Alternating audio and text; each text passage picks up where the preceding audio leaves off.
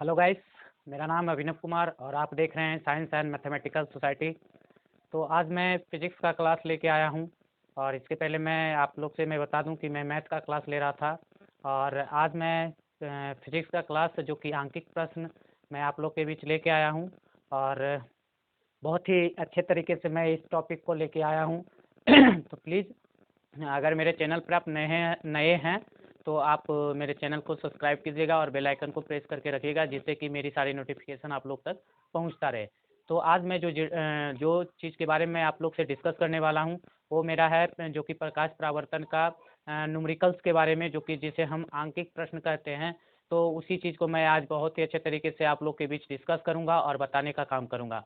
तो अगर मेरे इसके पहले मैं आपसे बता दूं कि ये फिजिक्स का क्लास ले रहे थे वो मौसम कुमार थे और वो कुछ अभी वो प्रेजेंट नहीं है, इसीलिए मैं आज आप लोग के बीच फिजिक्स का क्लास लेके मैं आया हूँ और जो कि मैं चैप्टर लेके आया हूँ जो आंकिक प्रश्न है बहुत ही अच्छे हेल्पफुल है और बहुत ही इम्पोर्टेंट है। और ये एक जो कि साइंस में फिजिक्स में क्वेश्चन में आपको हर जगह मिलेगा दिखने के लिए, जो कि दिखता है हर हमेशा पूछा जाता है और बोर्ड में पूछा जाता है। तो प्लीज़ इस वीडियो को आप लास्ट तक देखिएगा और बहुत ही अच्छे तरीके से देखिएगा, क्योंकि मैं एक स्टेप बाय स्टेप करके आप लोग से मैं डिस्कस करूंगा और बताने का काम करूंगा, जिससे कि आप एक बार अब इस वीडियो को देख लीजिएगा तो आपको कहीं ना कहीं आप भूलने की तो छोड़ दीजिए, आप बहुत ही अच्छे तरीके से इसे याद कर लीजिएगा और आप इससे रिलेटेड बहुत सारे न्यूमेरिकल्स को आप इससे हल कर सकते हैं। तो चलिए आज आप लोग के बीच में फिजिक्स का ये आंकिक प्रश्न लेके आया हूँ और ये जैसा कि आपको दिख रहा होगा बोर्ड के पीछे कि ये आंकिक प्रश्न यहाँ पे लिखा हुआ है। तो मैं आप लोग से ज़्यादा समय नहीं लूँगा और सीधे मैं आपको क्वेश्चन के तरफ ले चलता हूँ और क्वेश्चन को मैं हल करके आप लोग से आप लोग को बताना चाहता हूँ कि किस तरह से कैसे ये क्वेश्चन को हल किया जाता है और कैसे हमें आगे जब हमें बोर्ड में पूछा जाएगा तो इसे हम हल करेंगे। चलिए तो और मैं फिजिक्स का जो कि या बोल सकते हैं जो कि टॉपिक रहती है तो वो मैं कवर करवा दिया हूँ और मैं मेरा कुछ ये न्यूमेरिकल्स वगैरह छूटे हुए थे तो मैं वो कवर करवा रहा हूँ आप लोग को। तो प्लीज़ अगर मेरे वीडियो को आप नहीं देखें तो हम उसको अपने डिस्क्रिप्शन बॉक्स में लिंक दे देंगे, तो आप डिस्क्रिप्शन बॉक्स में जाके आप मेरे लिंक से देख सकते हैं। मैं एक प्लेलिस्ट बना दिया हूँ, प्लेलिस्ट में मेरी सारी वीडियो डाला हुआ है, तो आप प्लीज़ मेरे चैनल पे आप जाइए और विजिट कीजिए और ज़्यादा से ज़्यादा लोगों को शेयर कीजिए और बताने का काम कीजिए। मैं आप लोग के लिए यहाँ पे हाजिर हूँ और अच्छे अच्छे टॉपिक आप लोग के बीच देता रहूँगा। चलिए तो मैं चलता हूँ, सिरे लेके चलता हूँ बोर्ड पे और देखता हूँ कि कैसे इसे हम हल करते हैं। चलिए यहाँ पे लिखा हुआ है कि 20 सेंटीमीटर फोकस दूरी वाले एक अवतल दर्पण के सामने एक वस्तु 10 सेंटीमीटर पर रखी गई है, तो प्रतिबिंब का स्थान और प्रकृति बताएं। तो सबसे पहले आपको क्वेश्चन को समझनी है कि क्वेश्चन क्या कह रही है। तो क्वेश्चन को बहुत ही बारीकी से आपको पढ़नी है और समझनी है कि हमें इस क्वेश्चन में क्या क्या चीज़ दिया हुआ है और क्या क्या चीज़ को हमें यहाँ पे बताना है, निकालना है। तो यहाँ पे 20 सेंटीमीटर फोकस दूरी, सबसे बड़ी बात है यहाँ पे लिखा हुआ है कि जो फोकस दूरी है वो कितना है, 20 सेंटीमीटर है। तो फोकस दूरी है तो यहाँ पर एफ, यहाँ पर मैं लिख रहा हूँ, हल कर रहा हूँ, हल करके मैं सिर्फ यहाँ पे लिखते जा रहा हूँ कि किस तरह से हमें क्या क्या दिया हुआ है और हमें क्या क्या इसे निकालनी है। तो चलिए यहाँ पर आपको दिया हुआ है, क्या दिया गया है कि लिख दे रहा हूँ, दिया गया है कि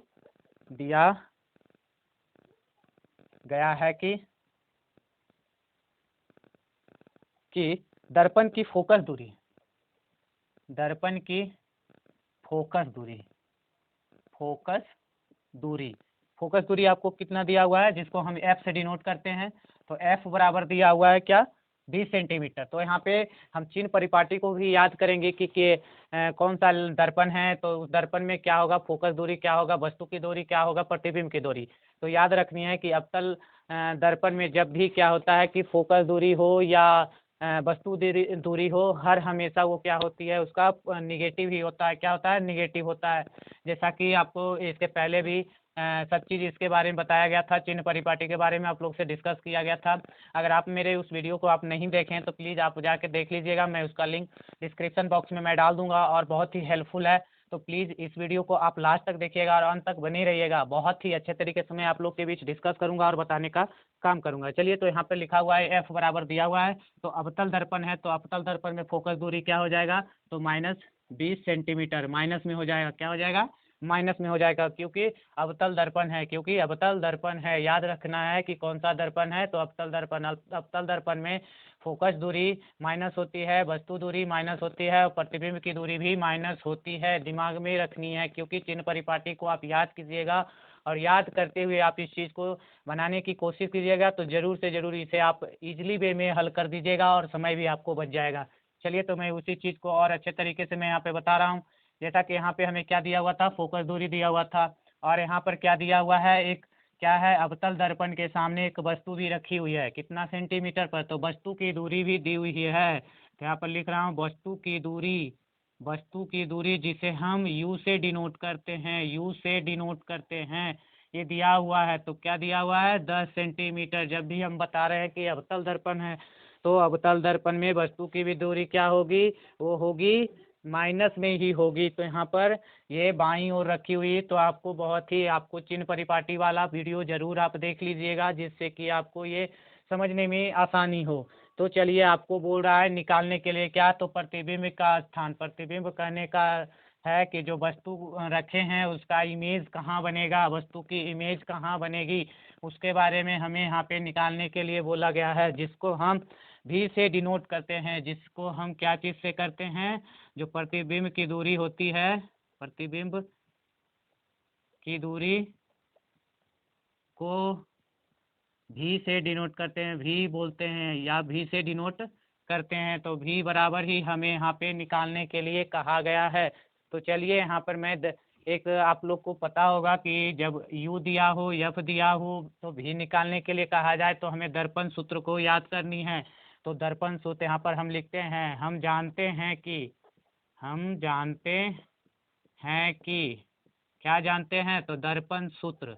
तो यहाँ पे दर्पण सूत्र क्या होता है, तो दर्पण सूत्र लिखनी है कि 1/f equal to 1/v plus 1/v, sorry, हाँ, 1/v प्लस 1/u होता है। 1/f बराबर 1/v प्लस 1/u होता है। तो चलिए, यहाँ पर जो जो हमें दिया हुआ है वो मान यहाँ पर मैं पुट करता हूँ, रखता हूँ। 1/f, 1/f बराबर क्या दिया हुआ है, -20 सेंटीमीटर, बराबर क्या हो जाएगा, भी निकालनी है। 1/v प्लस 1/u, 1/u कितना हो जाएगा, तो -10 सेंटीमीटर।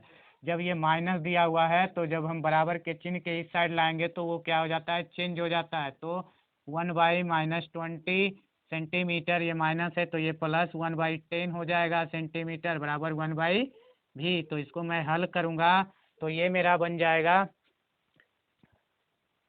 जब ये मैं हल करूँगा तो यहाँ पे मेरा ये बन के आएगा, जो कि यहाँ पे हम इसको पहले एलसीएम लेंगे, तो एलसीएम लेने के बाद ये मेरा 20 बनेगा। तो ये मेरा हो जाएगा -1 और प्लस ये हो जाएगा 2।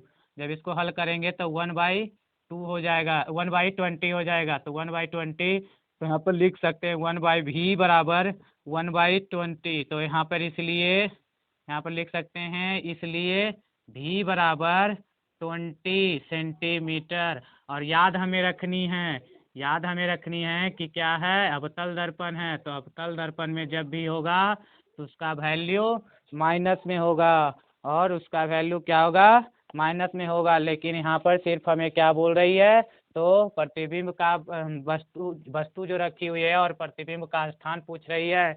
तो वो मेरा स्थान जो भी निकल के आया, क्या आया, 20 सेंटीमीटर। तो आप ये चीज़ को ध्यान में रखिएगा। और सबसे बड़ी बात है कि आपको दर्पण सूत्र याद होनी चाहिए, और दर्पण सूत्र याद रहेगा तो आप इसे इजीली वे में आप इसे सोल्व कर सकते हैं। तो प्लीज़ आप लोग तो बहुत ही अच्छे तरीके से समझ गए होंगे। मैं तो स्टेप बाय स्टेप आप लोग को मैं बता दिया हूँ कि माइनस चिन्ह क्यों लिया, प्लस चिन्ह क्यों लिया।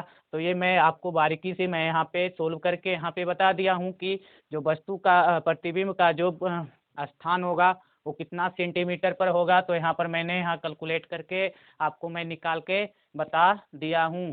तो यहाँ पे थोड़ा यहाँ पे जो लिखा हुआ है यहाँ पे, जो कि आपको मैं थोड़ा ऊपर करके मैं आपको बता देता हूँ कि किस तरह से यहाँ पे, तो आपको यहाँ तक तो कोई दिक्कत नहीं आई होगी। तो चलिए, जो यहाँ ये मेरा क्या हुआ, यहाँ तक आपको मैं बहुत ही अच्छे तरीके से मैं बता दिया कि किस तरह से हल किया। तो यहाँ पर जो कि दर्पण सूत्र आप जान रहे थे, तो यहाँ पर 1/f बराबर होता है 1/v प्लस 1/u।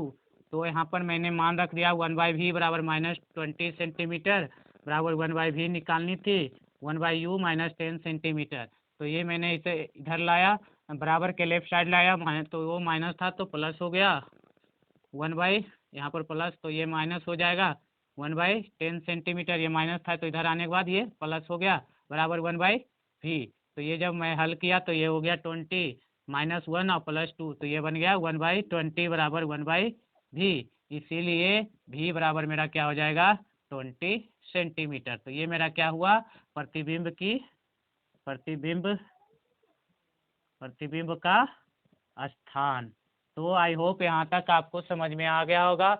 आप इसे शॉर्ट स्क्रीन कर लेके रख सकते हैं, या आप नोट कर रहे हैं तो आप इसे नोट कर लीजिए और अच्छे तरीके से आप समझ लीजिए। दूसरा मेरा क्वेश्चन इसमें एक और क्वेश्चन हमें पूछ रही है कि प्राकृतिक बताएं कि इसका जो प्राकृतिक कहाँ होगी, कैसे होगी, जिसको हम बोलते हैं आवर्धन बोलते हैं। प्राकृतिक कहने का मतलब है आवर्धन की वस्तु की ऊंचाई और वस्तु की ऊंचाई कितनी होगी और प्रतिबिंब की ऊंचाई कितनी होगी, तो उसी को वो प्राकृतिक के बारे में यहाँ पे पूछने का काम किया है। तो पहला तो समझ गए हैं कि किस तरह से हम भी निकालने का काम किया है। चलिए तो मैं यहाँ पे प्राकृतिक निकालने का काम कर रहा हूँ, आवर्धन निकालने का। तो आवर्धन आपको देखिए कि किस तरह से यहाँ पे निकाला जाता है। तो यहाँ पर आपको आवर्धन दो तरीके से आप निकाल सकते हैं। आवर्धन सूत्र के जो कि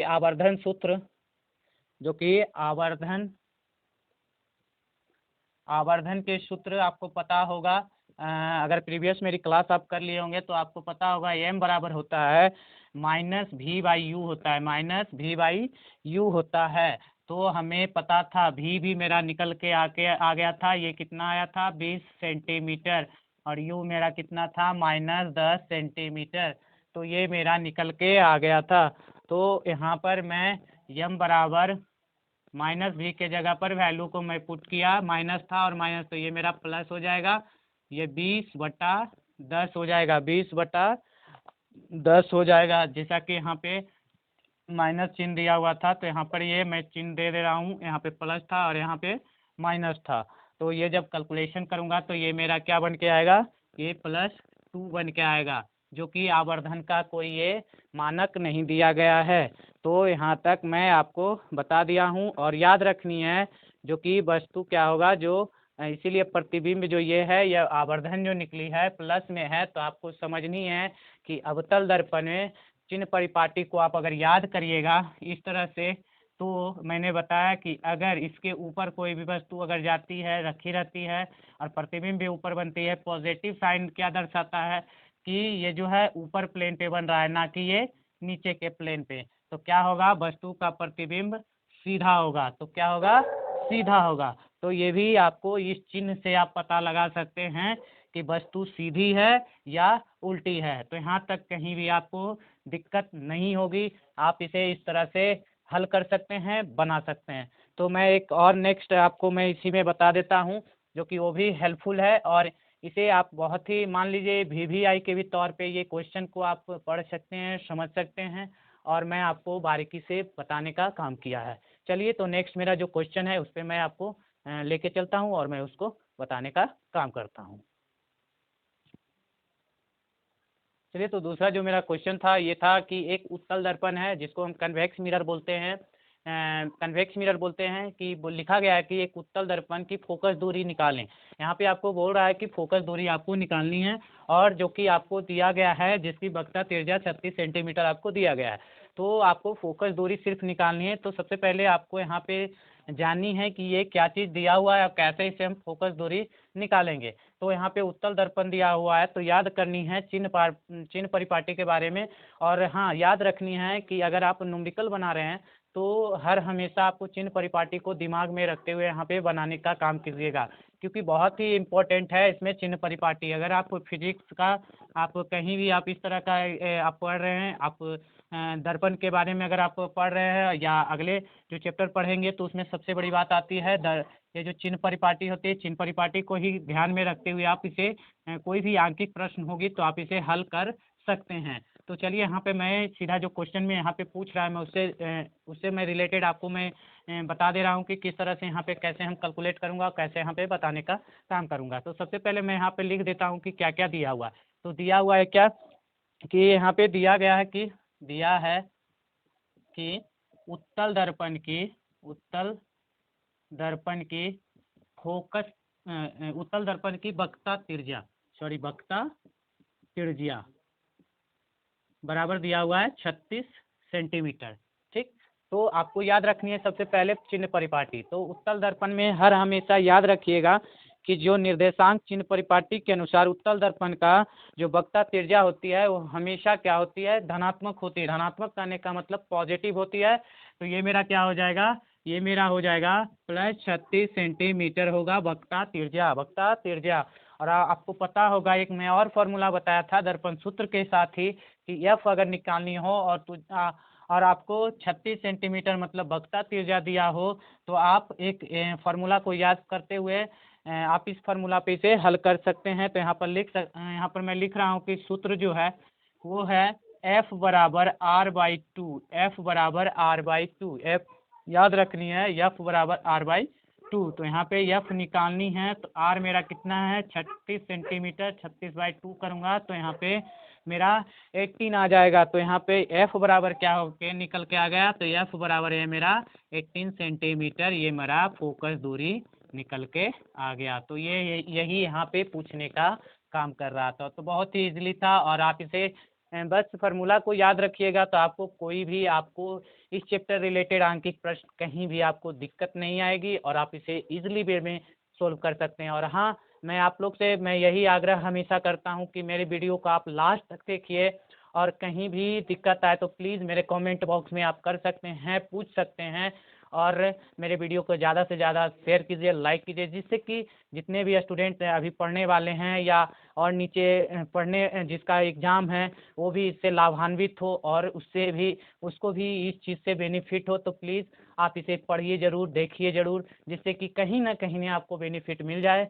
तो आज मैं 2 क्वेश्चन आपको आंकिक प्रश्न में आपसे चर्चा किया, बताया और बहुत ही इजीली वे में आपको मैं सोल्व करके मैं बताया। तो आप लोग से मेरी यही है कि मेरी वीडियो कैसी लगी, मेरी क्लास कैसी लगी। अगर अच्छी लगी तो मेरे वीडियो को आप लाइक, शेयर और सब्सक्राइब कीजिएगा। तब तक मेरे चैनल पर आप लोग बने रहिएगा। मैं फिर मिलूँगा, नेक्स्ट वीडियो लेके आऊँगा और बहुत ही शानदार और ज़बरदस्त लाऊँगा। Thank you.